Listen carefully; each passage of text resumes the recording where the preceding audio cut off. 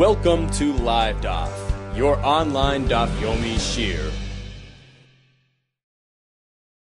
Shalom and welcome back to today's Daf Yomi Shabbos Daf Pei Aleph. We're at the Mishnah on top of the Amid. Says the Mishnah, Etzem, what is the minimum amount of Etzem, of bone, with regard to Haitzah on Shabbos? Kedei lasis tarvet, sufficient amount to fashion from it a tarvet, a spoon. Taisa says we're speaking about a tarva, the katan, a small size spoon. Rabbi Yehuda Omer, kedei lasis mimenu chaf, in order to fashion from it a chaf. Now a chaf is the mechanism of a lock. It's the teeth of the chaf is a tooth of a lock. So at this point, actually, the Gemara is going to assume that chaf is referring to the entire lock. So Rabbi Yehuda is telling us that we need enough bone to fashion the entire lock. Continues the Mishnah, zchuchis. What about a piece of glass? Kedei ligroir boy, in order to scrape with it roish hakarkar, the tip of this wooden tool, which was used in the weaving process. Tzroir, a pebble or even or a stone. How large must they be for the malach of eitzah? Kedei lizard boif, sufficient to throw at a bird to chase him away. Rab Lezer b'Yaakov Omer, kedei lizard b'behema, in order to chase away an animal. Rab Lezer b'Yaakov holds that one doesn't resort to a pebble to chase away a bird. He simply yells at it and shoos it away in that manner. So the shear of the stone must be determined by the size stone needed to throw out an animal, throw out a behema, to get him away. Continues the Gemara. Let's get back to the size of the bone. The Tanna Kama required a sufficient amount to fashion a spoon. Rav Yehuda tells us, the Gemara presumes we're speaking about fashioning the entire lock, which seems to be a greater volume, greater shear than the shear of the spoon of the Tanna Kama. Lemeimra, are you going to say the Shiur of Rabbi Yehuda Nafish, that the volume of Rabbi Yehuda, that the amount of bone that Rabbi Yehuda requires is larger, is greater than the Tanna Kama? But we know this for a fact, the Shiur of Rabbanan Nafish, that all the time when we discuss the Shiurim of Shabbos, it is actually the Rabbanan who provide a larger share, greater quantity than Rabbi Yehuda. Says the Gemara, Amar Ula Chafei Paisachas. We're not speaking about the lock itself, the Paisachas itself, rather the Chafei Paisachas, the teeth that are required to have the lock work, the mechanism of the lock. Rabbi Yehuda tells us enough bone to fashion a single tooth that is going to be inserted in the Paisachas, in the lock. So indeed, it's a very small shear, and it is a lesser shear than the Rabban.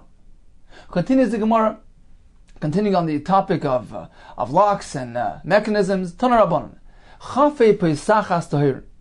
So if we have the teeth of the lock, so the teeth of the lock enable the key to open the lock. So the teeth themselves, prior to having been attached to the lock itself, Tahirin, they're not regarded as a kli. They're not suitable for any function, and therefore they're not mekabel tumah. They're not susceptible to contraction of tumah. Kavan b'faisachas, but if he established them into connected them with the lock, at this point they are functioning properly tmein, and they are mekabel tumah. So they used to make a lock for a chest, for instance, or for a door. So we're speaking about the lock that was used on a chest, vishal gal. But the lock that was applied to a gal, Rashi says, is a doorway of a shariach chatzar, for instance, a gateway. So it's attached to a door or a gateway. In this case, says the Brisa, afal pisha chivron bedelas. Even though he took these teeth and firmly attached them to the lock that is on the door, v'kavan b'masmer may attach them with nails. So he firmly attached it to the lock. Nevertheless, tahirin, they are tahir. Why? Anything attached to the ground, harehu karka, is regarded as karka and is not mekabel tumah. So these teeth attached to the lock, the entire contraption, the lock and the mechanism is not mekabel tumah, since it is mechubar lekarka. So once again, a lock which is mobile, which is portable, which is attached, for instance, to a chest, that is mekabel tumah. However, if it's attached to the ground, it is not. Continues the Gemara, Schuchis, Kedei Ligra Boy Resh HaKarkar, a piece of glass, sufficient to scrape with it the the wooden tool used in the weaving process. Tana, we learned in the Brisa, schuchis, the piece of glass. Rashi says that sometimes it's spelled with a samach, which is a lashon of soichen ba. The view in it, it's transparent, you can see through it. And sometimes it is spelled with a zayin, zechuchis.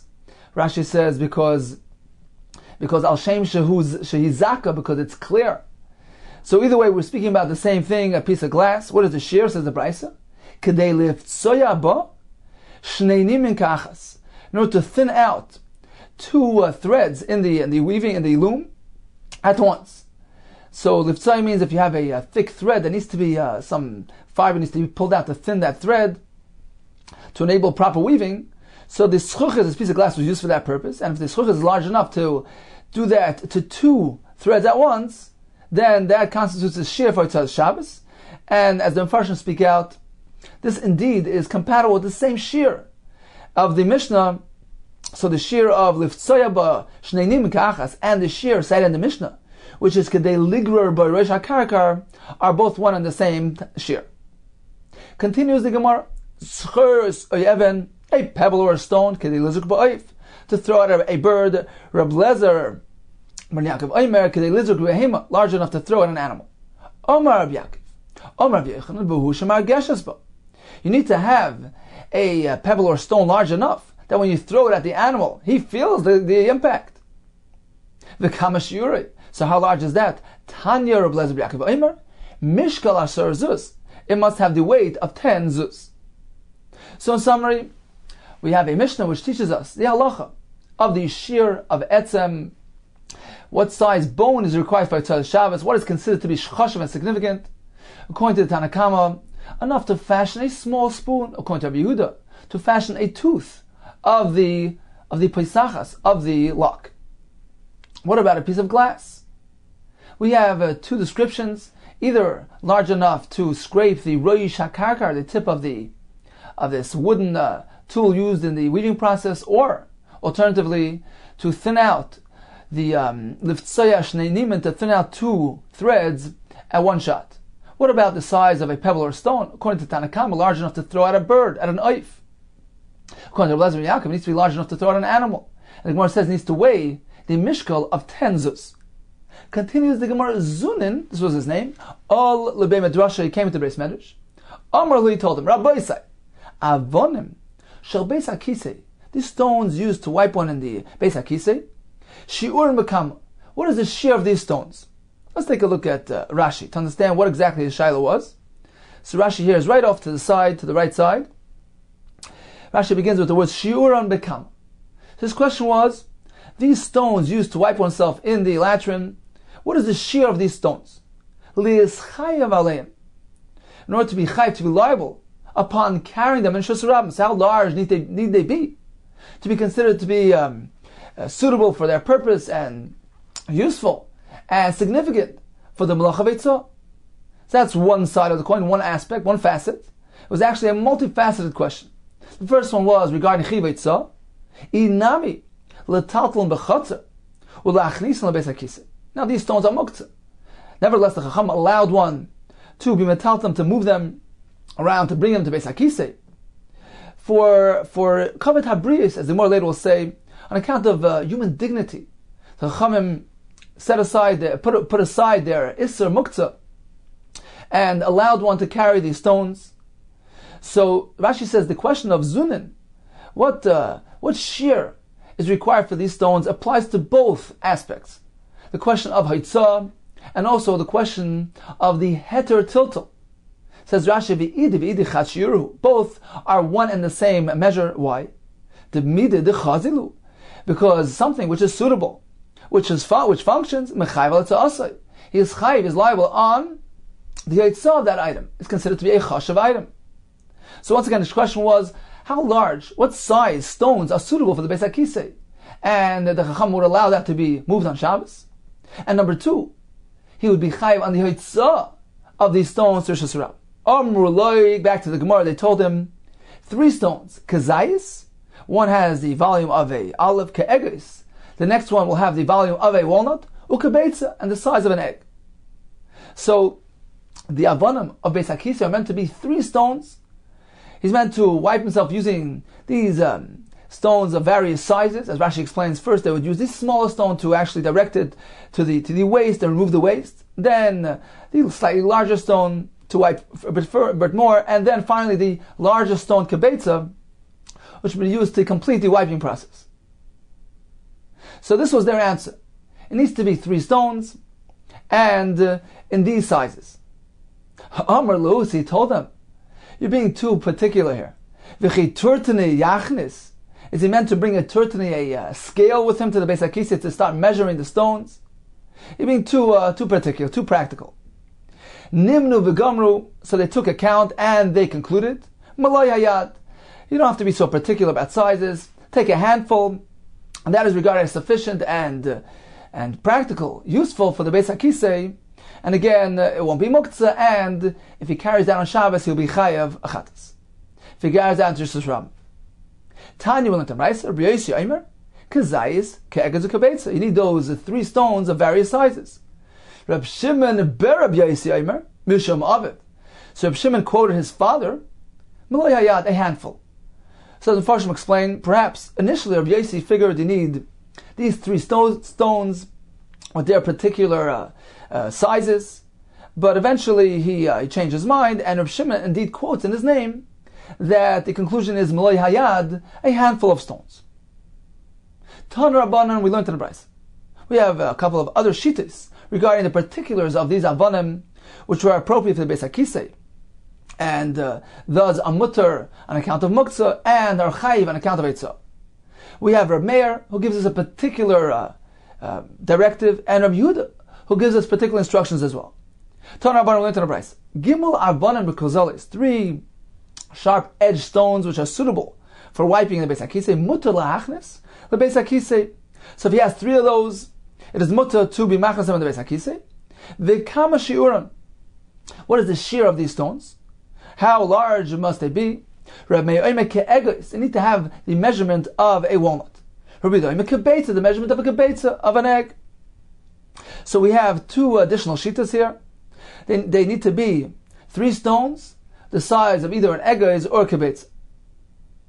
Amar Rav from Rav Papa, Amar Rav Chizda. Interesting thing. K'machleikas kan, the same difference of opinion that we have regarding the avonim shel Beis HaKisei. What is considered to be suitable for the Beis HaKisei? Either the size of an egos or the size of a beitza. The same machleikas we have also. Kach machleikas be'esrek. The same concept we find by Esrek, where there's a machleikas between Rav Meir and Rav Yehuda. What is the minimum size of an esrog for sukkahs? According to Rav Meir, it needs to be at least an egos. According to Rav Yehuda, a kabetza.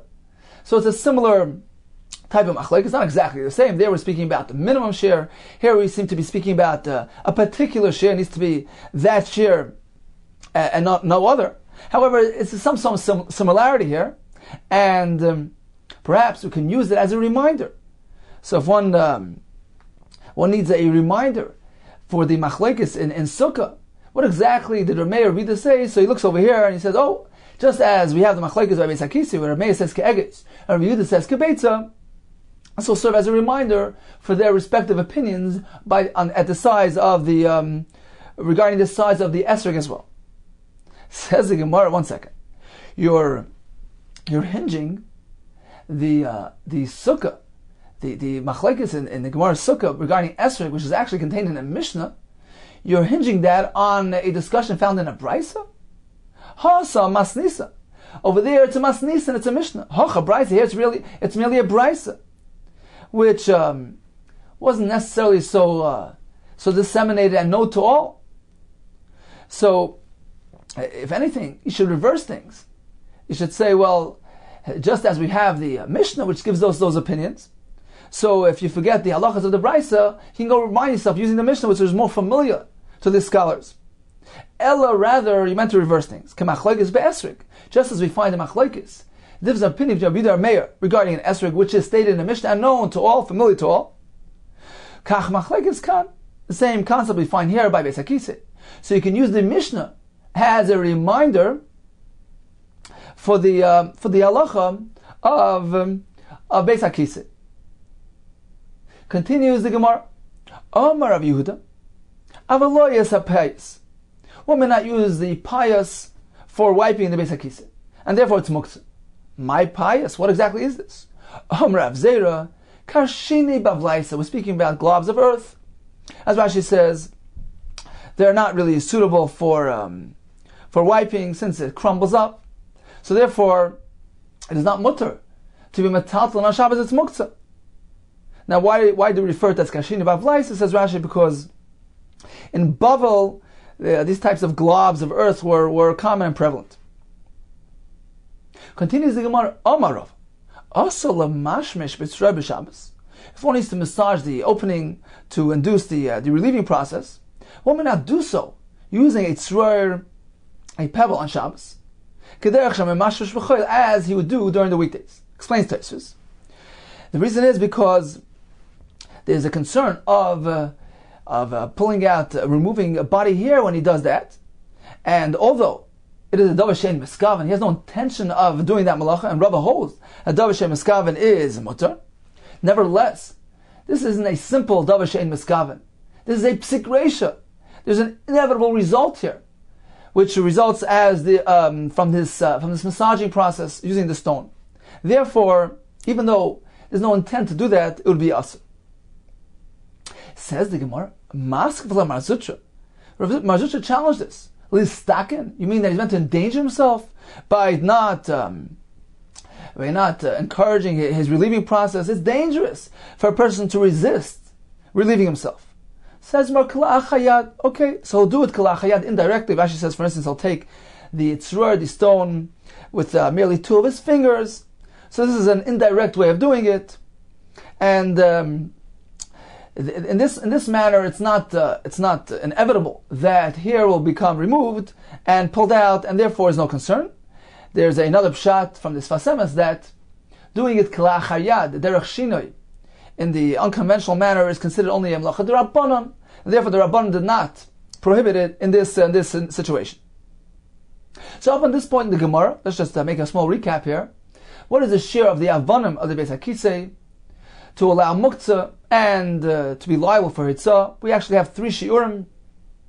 Initially, the Gemara concluded the malay hayad, a handful, regardless of the size of the stones. We have Rav Meir who tells us 3 stones, a shiur of kabetz ke'egois, and according to Rabbi Yehuda, 3 stones, a shiur of kabetz. Continues the Gemara. Omer Rabbi Yanai, im yesh makom kavua lebeis hakisei. If one has a set established place for his beis hakisei, in this case, the Rabbanan were more lenient. They allowed him to take malay hayad, a handful of stones, because even if you won't use it this time, use it next time. Im la, but if it's not an established place, it's merely a temporary relieving area, it's a one-time thing. In this case, the Chacham did not allow a heter of muktzah for a large amount of stones. He can only carry im lav ke'echreya. He can only take 1 stone. Ke'echreya means a compromise. We had various volumes, various shiur mentioned earlier, starting from the largest, which was kabetza. We had the shiur of an egg as a walnut, and the smallest was the kazayis. So ke'echreya means the one in the middle. It's a compromise. The medium-sized stone.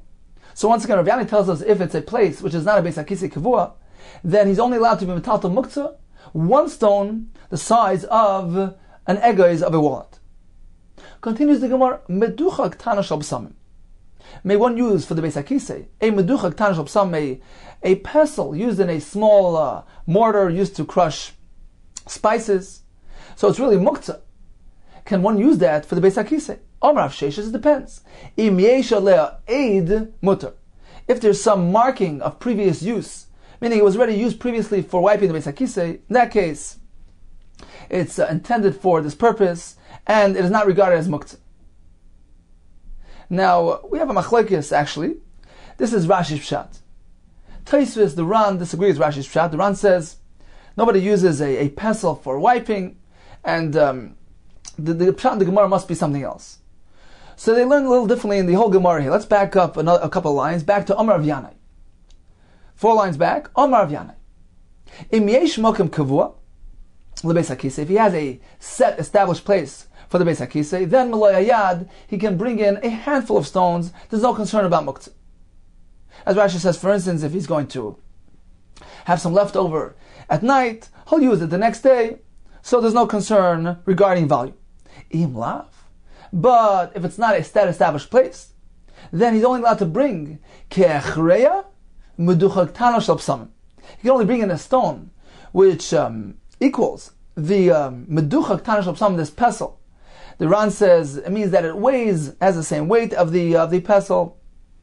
According to Tosfos, he learns hechreya means a regel, the leg of the meducha ktana, the leg of the small mortar. So this is the meaning of hechreya meducha ktana shel psamim.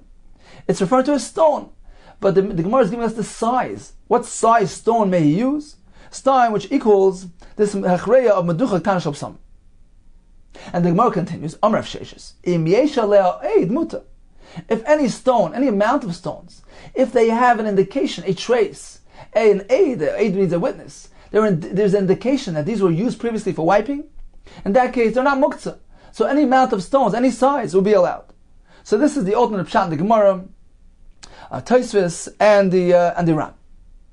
Okay, in any case, we have a statement from Sheshes which tells us that if something was already previously used, then that removes the muktzah status. Says the Gemara, is that so? Is that something that one would do?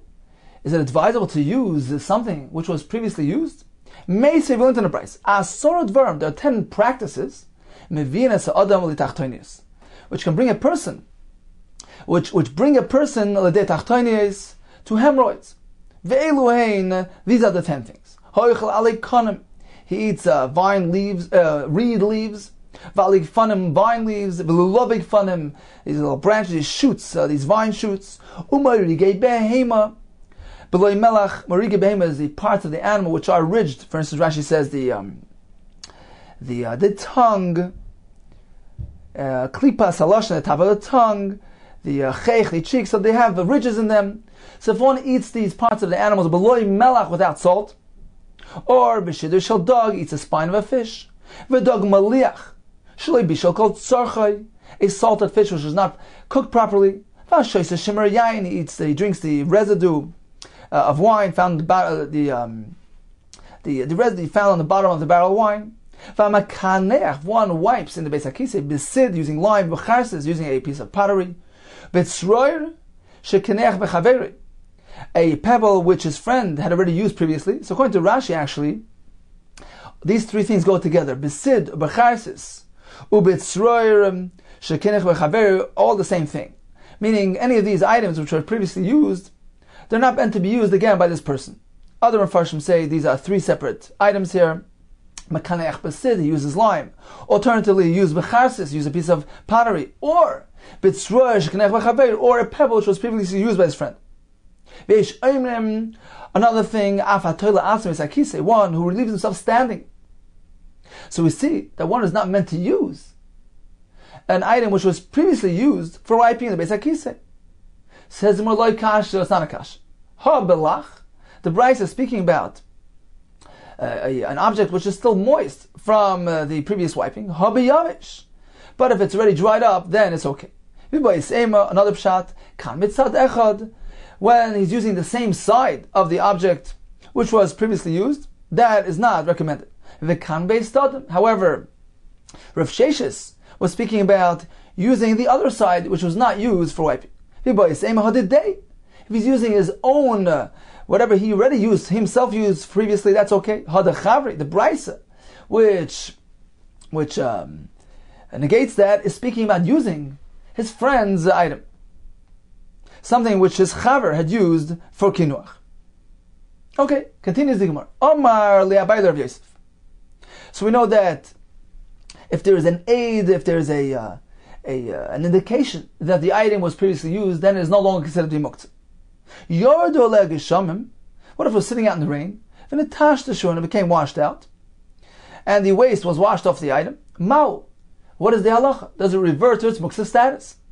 Rav Yosef said, take a look. If it's still discernible, there's still some trace there, then it remains non-muktzah and mutter, it's allowed to be used. Rabba Barav Shila, Merav Chizda. So we know that the Chacham removed their muktzah the Issa Muktzah from these Avonim that are necessary for the Beis HaKisei. Mahu lahaloisam achav legag. What about taking these stones up to the roof to use them up there for Beis HaKisei?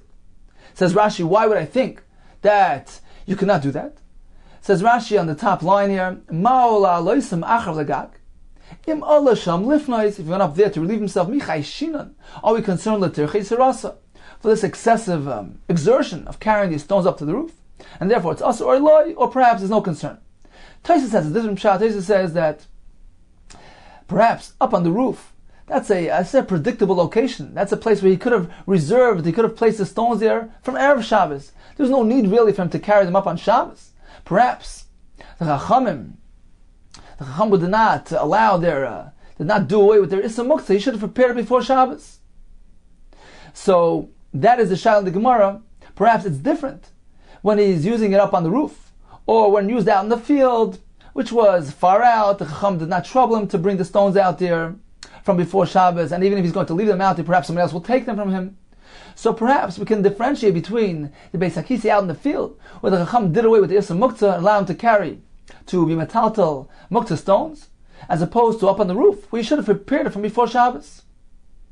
So this was his question. Mahu lahaloisam achav legag. Can he carry those stones with him up to the roof? Rav Chizah responded, yes, certainly he could. Gadol kavod habriyos. Human dignity is so great. It could even be doich, push away a loisa saying the Torah. Let's take a look at Rashi. This is the next Rashi. So on the second line from the top, Rashi beginning with the words shadoicha es loisa. Where do we find that kavod habriyos actually moves away, pushes away is doiche loisa say the chsiv, as it says regarding hashavas aveda v'yisalamta mehem. Torah uses the word v'yisalamta. You can ignore it. You can turn away from the aveda. So v'yisalamta means to ignore it. Don't pay attention. Don't heed the avera, the aveda, the lost item. You don't need to do hashavas aveda. We learn from there prat lezaken ve'enu fikvoita. That a zaken, an elder, somebody who is a distinguished person, and he finds something which is below his dignity to get involved, and he finds a doll in the street. It's not lefi kvoidai. It's degrading for him to get involved in this type of item. The Torah allows him to ignore the item. He may pass over it, does not have to return it to its owner. So you see that the Torah does away with a lav, because there's an issa lo sucha l'salam, one may not ignore an aveda. And on account of kavod habriyos, human dignity, the Torah did away with that. V'hachanami, here too in our Gemara. How does it apply to us? Tiltul d'Rabbanan. We're doing away with Issa Muktzah, which is actually based on a lois aseh. It's surely only the Rabbanan, it's not the Raisa, but alav the lois sasur asimcho Rabbanan. The Rabbanan supported their Isurim on the pasuk which says lois sasur. The Torah tells us you may not stray from the words, from the instruction of the Chachamim. That is the source basis for all the Isurim of the Rabbanan. So it's an asmachta, it's a support to the Issa Muktzah. And we see that even this Issa Muktzah, which is based on a lois aseh, is done away with. Ubemokim kavod habriyos. On account of kavod habriyos, nitcha, it's done away with. So therefore, says Rav Chizah, it's irrelevant whether it's out in the field, up on the roof. The Chachamim did away with Issa Muktzah on account of kavod habriyos, human dignity, for the necessity of the Beis HaKisei. Continues the Gemara. Yosef Merema was sitting with Kamal Lo Shmaita, and he said over this halacha, the halacha which allows one to carry the stones up to the roof of the Beis HaKisei, Eisvei Ravina L'Merema. So Ravina asked a question of Merema. He asked a kasha from a Mishnah in Be'ah, which seems to tell us that one may not do so. Rabbi Lezer Noitel Adam Kisam Shalafanav. So a person has, for instance, some basar, some meat stuck between his teeth. Rashi says sometimes it's visible from the outside. So this is a situation of kavod habriyos, of human dignity. Lezer says, yes, he may take a kisam, a spindle, a splinter, mishalafana, from before him. So this is speaking about in the home, and he can go ahead and take a piece of wood, lachses beishinav, to clean his teeth. Rabbi Lezer holds there's no concern of muktzah here. But Chacham Omer lo yital, he may not take that. It's muktzah, because It's designated for firewood. It's not meant to be used for this purpose. It has a din of muktzah. Elo min avos shel behema. Unless he takes something from the avos of behema, this was the receptacle for the animal feed. So Taisus points out, not specifically from the avos. It doesn't have to be in the avos, but at least if it was designated for animal feed, according to Rabbanan, that addresses the muktzah concern, one may use that to clean his teeth. So we see here that the Rabbanan, the Chachamim, forbade Isser Muktzah, did not do away with Isser Muktzah, on account of Kavod Habriyos. They said, no, you cannot take that splinter, Lachses Beishinav, even though it's visible, the basar between his teeth is visible, and there's a concern of human dignity. Says the Gemara, if so, by Avana Shebeis HaKisei as well, why are we allowing him to carry the stones up on the roof? It's a muktzah here. Says the Gemara, Hachi Hashta. How can you compare the two things? Hasam Adam Koivei Makam L'Seuda. You know what the Chachamim disallowed this toothpick thing? Because a person generally sets himself a set permanent place to conduct his meal. Therefore, he should have prepared his toothpicks from before Shabbos. Therefore, there's no allowance there to move muktzah for this purpose. Hacha. When it comes to a Beis HaKisei, Adam Kaveh Maka in Beis HaKisei, can a person really anticipate the place where he needs to relieve himself? Rashi points out, perhaps he comes to the predetermined location, and he finds somebody else already using there. It's occupied. So therefore, for Beis HaKisei, we can't really obligate a person to prepare his needs beforehand. It's something unanticipated, something unknown, and therefore, Chacham did allow a tiltul of muktzah on Shabbos on account of kavod habriyos of the Beis HaKisei. So in summary, we learned that the Chachamim provided an allowance when it comes to moving stones, avanim shel Beis HaKisei. The Chacham did away with the Issa Muktzah due to kavod habriyos, human dignity. Now, we have 3 shiurim discussed in our Gemara pertaining to these stones. What are considered to be appropriate size, shape, amount? We began with a discussion and concluded that the shiur is meloi hayad, a handful regardless of the size and shape of the stones. Rameya says 3 stones, mikro zoles, sharpened at the edges, and the stones need to be the size, each one the size of an egos, a walnut. According to Rav Yehuda, the stone needs to be the size of a kabetza. As Rashi points out, all these various shiurim also applicable to the shiur of malacha of haitzah. They are regarded as significant regarding the malacha of haitzah on Shabbos. Rav Yana proceeded and told us regarding muktzah that if it's a Beis HaKisei kavod, an established Beis HaKisei, then he can be metal to maloi hayad, a handful of stones. If it's a temporary Beis HaKisei, ein a kavod, in that case only 1 stone, ke'echreya. What does ke'echreya mean? Rashi learns the size of a walnut. Taisus learns the size of a leg of a small mortar. According to the Ran, it's equal in weight to the small mortar itself. We learned that a glob of earth is muktzah because it's not suitable for wiping. We learned that if anything has an indication that it's been previously used, yesh aleh aid, then there's no issa muktzah. And the Gemara concluded, even if it got washed off, but there's still some trace remaining, then it is still mutter to be used. The Gemara concluded that one may even bring up the stones, lahalois and lagag, up to the roof. The Chachamim allowed that as well. Continues the Gemara. Amar Afuna, Asur lefanois b'sadeh near b'Shabbos. One may not relieve himself in a sadeh near. Sadeh near means that it was plowed, the initial charisha, the initial plowing, which prepares it for seeding, for sowing. My time, what's wrong with relieving oneself in this type of field? The concern is for stepping, that using his friend's field for this purpose is damaging his field because he's undoing the plowing, the charisha. His friend plowed up his field to loosen up the earth, and he's going stepping all over it and he's flattening it out. Says the Gemara, why is that a Shabbos concern? I feel b'chol nami, even during the weekday, that would be asur. Ve'ela rather mishum asavim, because of concern of asavim, of grass, because the moisture in the ground generates some grass growing on stones, and he's going to take this stone to wipe himself with it. Perhaps he's going to detach some of those asavim, some of those grasses which are growing on this stone. Says the Gemara, that's not a concern. V'amar Rish Lakish. Didn't Rish Lakish tell us? Tzroyer she'olah b'yasavim. So you have a stone with grass growing on it.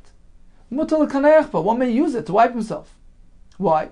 Because Rish Lakish rules according to the sheet of Reb Shimon that if he has no intention, no kavana, it's a davar she'edim miskav, and it's mutar. V'hatoilish memena b'Shabbos chayiv. Certainly, if one actually explicitly pulls off the asavim from the stone, that certainly is an isser, that's a malacha. Chayav chatas. But if it happens inadvertently, if he's merely using it like kanech to wipe himself, there's no concern. So why is it usher to use a sadanir on Shabbos? Says him where Ella, rather, there's a following concern. Dilma, perhaps. Nokit me'iloi. He's going to take a stone to wipe himself from the top of a mound. V'shada l'tatoi.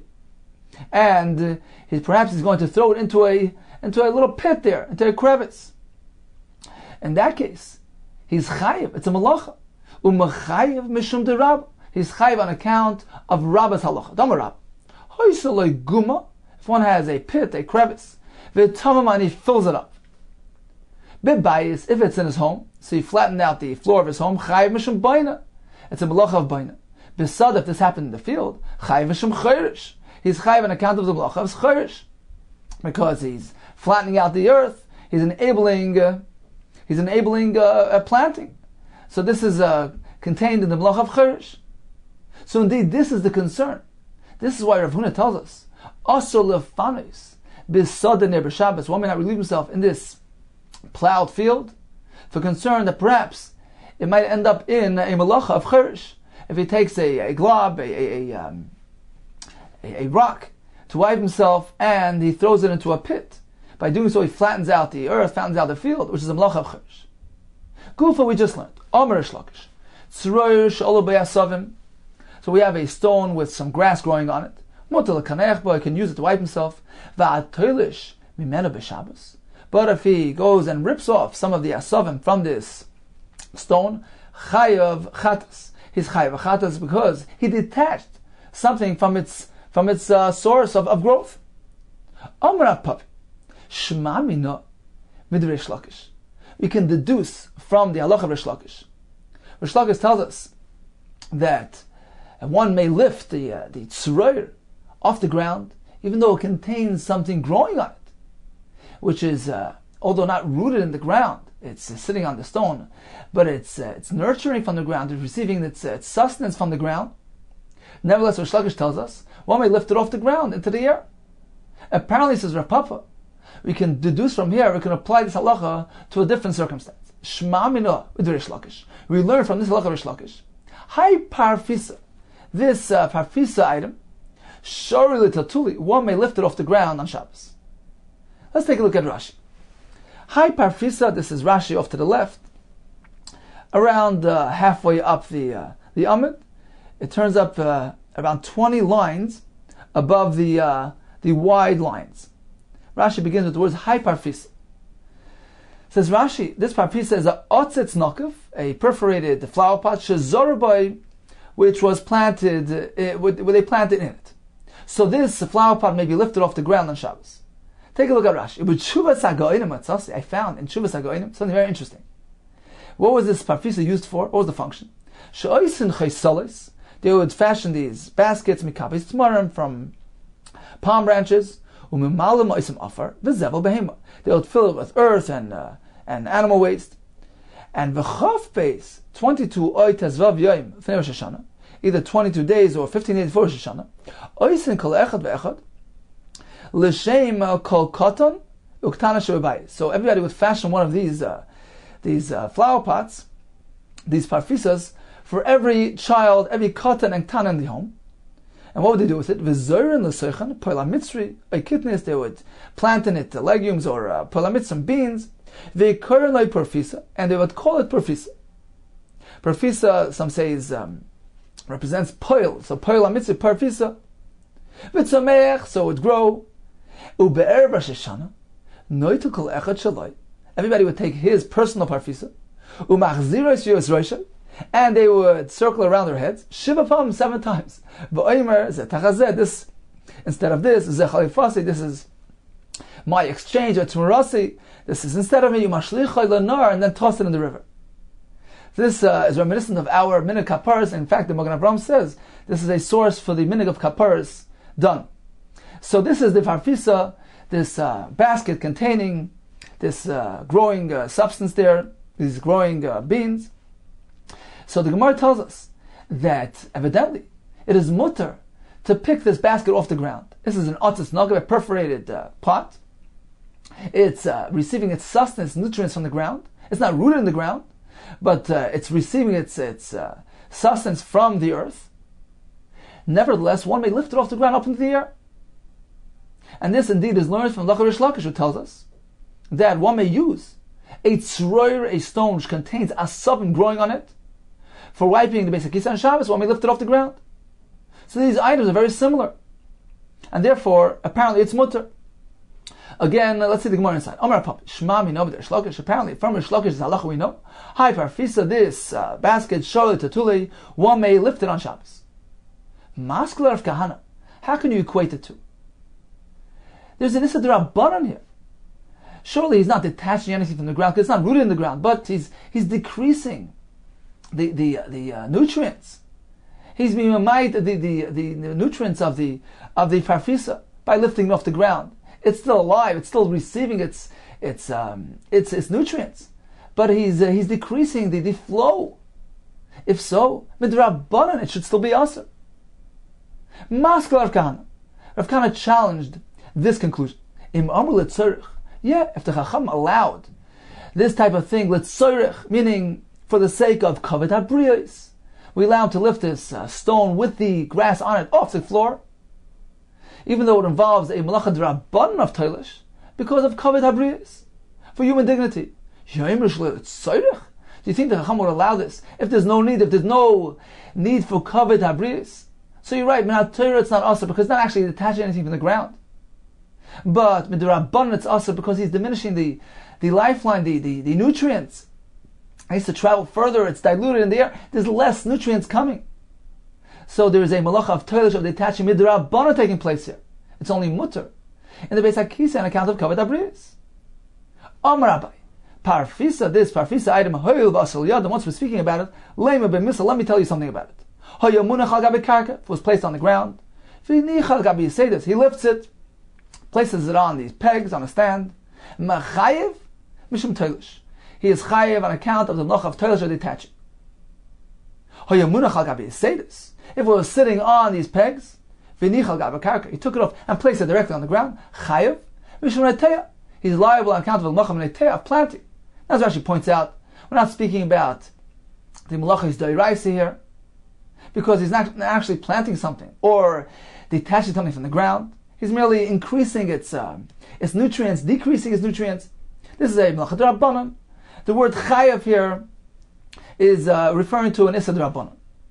As we find elsewhere, Rashi brings a raya that the term chayav can be applied even to an issa d'rabbanan. Tosfos actually points out that chayav here is very accurate.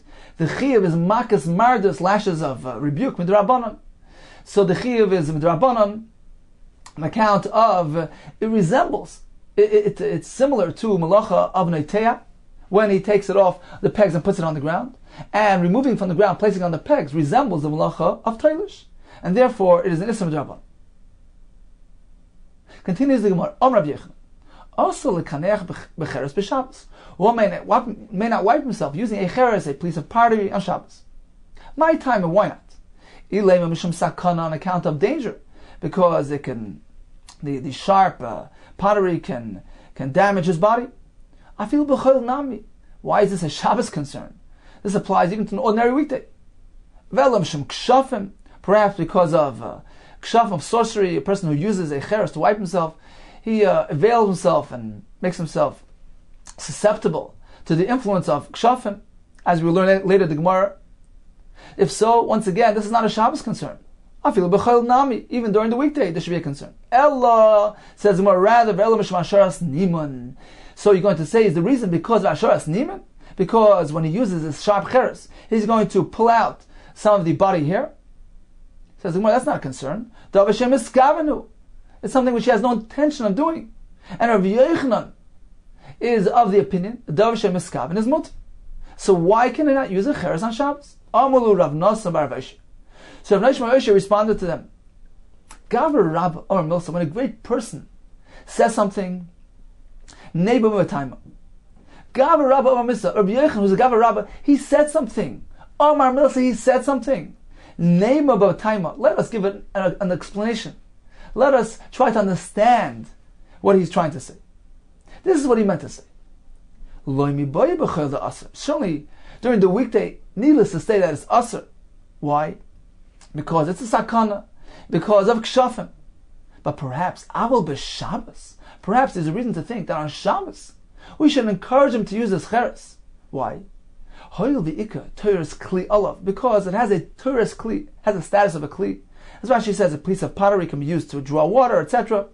So perhaps one should use a piece of pottery which has a Torah's kli, has a status of a utensil, rather than using a stone which is not regarded as a kli at all.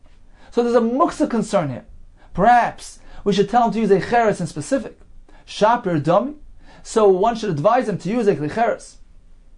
And therefore, perhaps on Shabbos specifically, Ikli Cheres is preferable. That is the item to be used. Kamash Malon. Rechan tells us, no, that is not so. I'm concerned about danger when using a Cheres. I'm concerned about Kshafim. So we do away with the Muksar aspect, and we focus on the Sakana aspect. And therefore, even on Shabbos, he should prefer using a stone rather than Kli Cheres, rather than a piece of Cheres, because of the concern of sakana and kshaf. Continues the Gemara, Rava masnila b'shemasharas niman. Rava indeed interpreted the halacha of Rav Yochanan is based on the concern of pulling out hair. V'kashile Rav Yochanan. If so, he had a contradiction between Rav Yochanan here, who tells us that there's a concern on Shabbos on account of pulling out the hair, and another Rav Yochanan who seems to tell us otherwise. There's no concern. Me, Amar Rav Yochanan, also kaneach b'cheres b'Shabbos. How could Rav Yochanan tell us that one may not use a cheres to wipe himself on Shabbos for concern of pulling out the hair? Alma davar shein miskaven. Also, apparently, even if something is davar shein miskaven, he has no intention of doing this malacha, it's still asur. V'amar Rav Yochanan, but didn't Rav Yochanan tell us halacha k'stam mishnah? The halacha follows the anonymous mishnah. Tananim, we learned in a stam mishnah. Nazir, person who's a nazir, took a vow that he's not meant to take a haircut. Chayfef, he can clean his hair using cleansing agents with phosphate and with his fingers comb out his hair. There's no concern, even if some hair get pulled out. It's a davar shein miskaven. Avaloi sorik, but he may not use a comb because it's inevitable that hair will get pulled out. So apparently Rav Yochanan holds that a davar she'ein miskaven is mutter. Therefore, the nazir can be chayfev and mefasfes, even though perhaps some hair will fall out. There's no concern because he has no kavanah for that. So we have a contradiction to Rav Yochanan by us, who tells us a cheres may not be used for concern of asharas niman, of pulling out hair. Says Gemara, Ella rather machvarta. Apparently, the correct interpretation of Rav Yochanan's din is Rav Nosson Rav Ashi. The concern is not on account of pulling out hair, but rather because of sakana and because of kshafim. So in summary, we learned that a person may not relieve himself in a sadeh near a plowed field on concern that he might take the stone and toss it back into the crevice, and there's a malacha of chayrish there. We learned that a person may not pick up the farfisa, this basket, off the ground, because midrabanan we regard it as a malacha of toilish, detaching. He may not place the farfisa from the pegs on the ground. That is regarded as a malacha of neiteya midrabanan. However, in a situation of kavod ha'abrius, human dignity, these malachas are done away with. For instance, one may lift a tzroir, a rock, off the ground, even though it has things growing on it. He may use it for the Beis HaKisei. And there's no concern of toilish, of neiteya. There's no concern about those asavim, those grasses, falling off, getting detached from the tzroir as well, because he's not miskaven to pull those grasses off the stone. and davar shein miskaven is mutter. Rav Yechon tells us one may not use a cheres, asur lekanech becheres on Shabbos, and the Gemara concludes the reason is on account of danger, sakana, he might harm himself, or on account of kshafim, he might make himself liable, susceptible to the influence of sorcery of kshafim, as you will see in the Gemara upcoming. Continue to our Mike kshafim. What concern of kshafim is there with this cheres? Says the Gemara story ki ha to Rav Chizda v'Rab Rav Huna.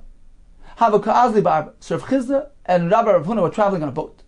Amar lahu hayim atronisis. This Gentile, this non-Jewish noblewoman turned to them and said, "Oisvan ba'daichu, allow me to sit with you, allow me to join you on your boat." V'lo yisvo, they didn't allow her to join. First, say there's concern of yichud, or perhaps they were concerned about kshafim. Amra I milsa. So she got upset and she said something, some sort of magic. Asrasa la'arba. She tied up the ship, the boat was immobilized. Amra inu milsa. So they responded by saying something else, why she says was a Shem Tahara, Hashem's name. Sharyua. So they released the boat from her hold. Amra lahu, so she responded in exasperation. Ma ya'avadchu, what could I do to you? I have no influence on you. Because you're careful about the following three things. You don't wipe yourself with a cheres. You don't kill a louse on your clothing. And you don't pull out a vegetable and eat it straight out of the bundle, mikisha, from the bundle, the osir gina, that the gina, the gardener, tied up. You untie the bundle prior to eating.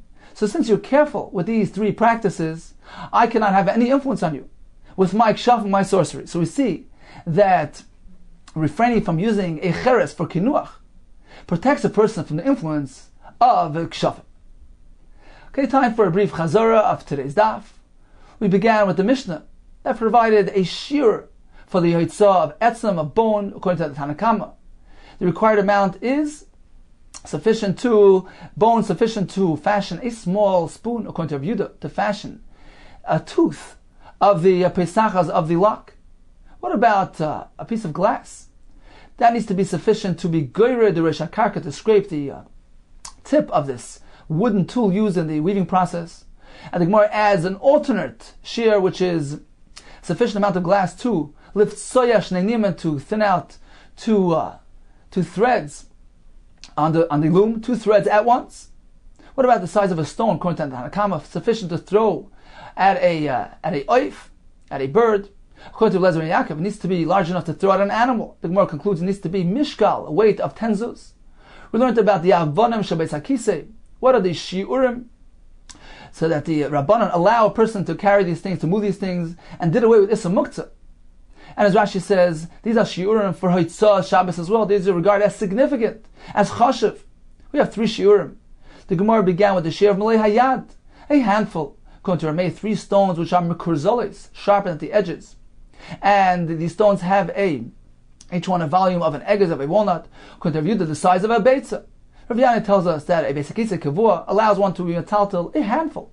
If it is not a Beis HaKisei Kavua, then only 1 stone, kiech reya, according to Rashi, means the size of a walnut.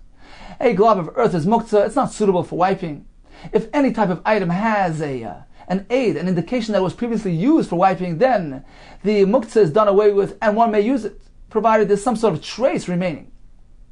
One is allowed to even bring the stones up to the roof for the purpose of Beis HaKisei. The Gemara concluded, one may not relieve himself in a sadeh near a plowed field.